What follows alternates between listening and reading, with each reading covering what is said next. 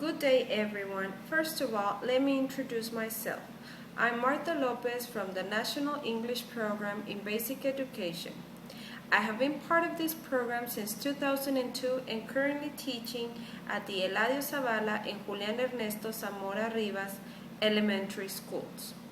The National English Program in Basic Education is in phase of expansion, aimed to teach English language to every student, and its purpose is for students to get the necessary knowledge to engage in oral and written social practices with the language with native or non-native speakers.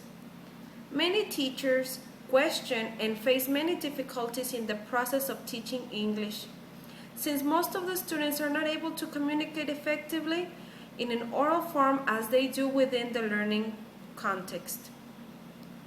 This causes a great deal of stress not only for the students but as well on the teacher, making them seek new strategies of ways to solve them.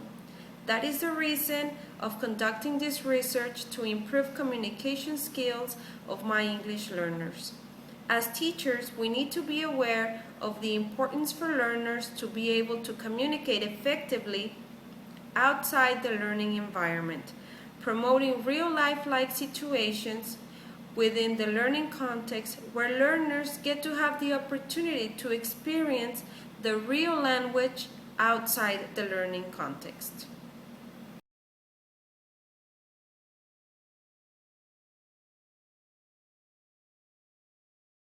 According to Dr. Judith Carmes, the main aim when learning a second language is to be able to speak the language and leave reading and writing as a secondary aim, contradicting the practice and teaching beliefs of many English teachers worldwide.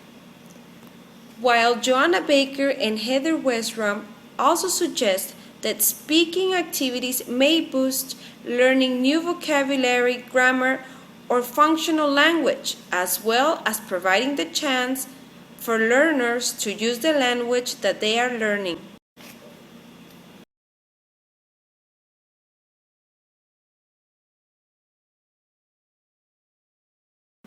In order to improve the oral skills through role plays of the 5th grade class made of 41 learners between the ages of 11 and 13, in the morning schedule from the Eladio Zavala Lopez Elementary, exposing them to real-life situations will develop their confidence in the usage of the language outside the learning context.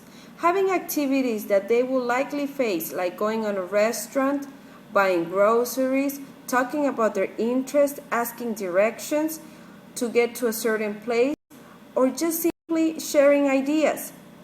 This type of activities will aim the correct usage of the English language, which can be achieved by drilling, practicing, and experimenting within the language itself.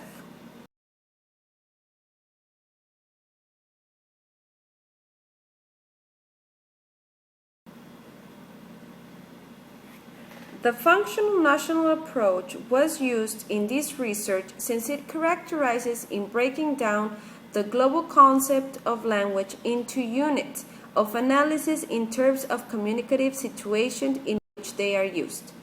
The outcomes of this work was evaluated through surveys, role plays, and the use of rubrics as a measuring type to evaluate the progress of the students according to the English program's alignment and its corresponding syllables. Students were introduced to new vocabulary and drilled on it by producing short phrases in which most likely lacked greetings or closings, and they just ran into the information that it was required or asked for them to do so. Later on, they were exposed to a role-play script in which they had to fill in the blanks and drill on it. Students felt more guided and confident with the use of the script.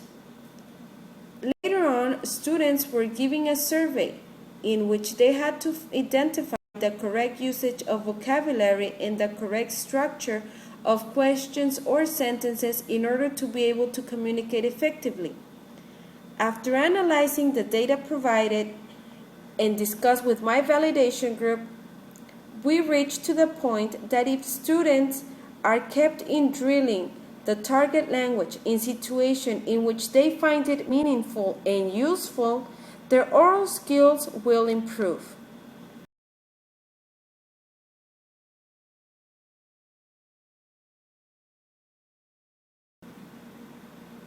During this project, did I not only question my teaching practice, but also the correct way to improve my students' oral skills.